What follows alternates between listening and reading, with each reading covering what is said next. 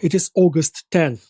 There is an apocryphal story about Winston Churchill and his value system. Allegedly, during the Second World War, he refused to sign a budget proposal that included cuts to cultural spending. If we do not support our culture, then what we are fighting for at all, the British Prime Minister supposedly said.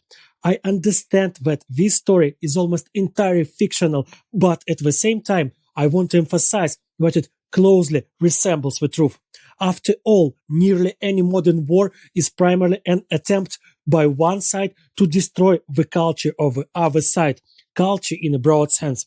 I have already talked about how occupiers destroy Ukrainian books, how they forbid residents of the occupied territories to speak Ukrainian, with what beastly cruelty they kill Ukrainian writers and musicians who did not have the opportunity to leave the towns which were occupied by the invaders. The Russians are destroying Ukrainian churches, schools, museums, and killing our artists because without all of this, there is no Ukraine. A nation is its people united by a common culture, which is why the Russians are so eager to obliterate this culture, so that we have no common point of reference, no shared backbone. And you know what?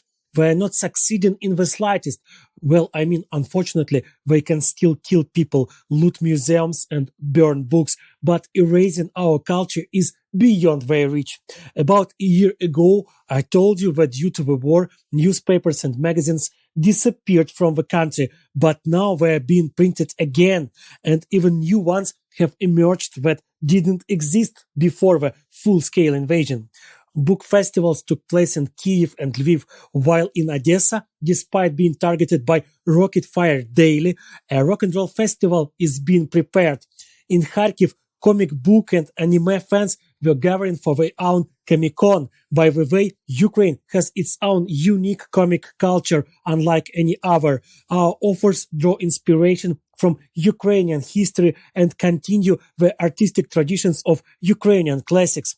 But I digress.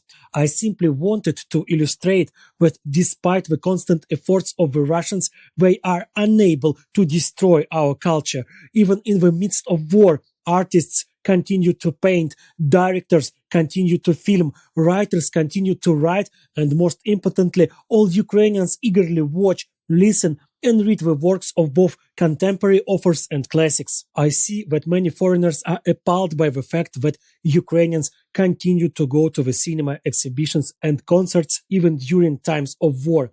In their perception of the world, people in a war-torn country are supposed to be gloomy, miserable, helpless, and starving.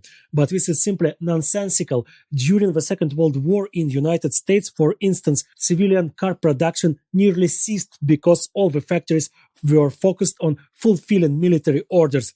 However, films, books, and magazines were produced and published just as much as during peacetime. It is disheartening to hear accusations from Europeans and Americans that Ukrainians are spending money on books and film rather than solely on rockets and tanks. Please understand that without these books and films, there would be nothing worth defending. Russian culture would swiftly fill the void and the war would be lost. And finally, a few words of gratitude to my listeners. Thanks to you, my daughter is now attending a university in Kiev.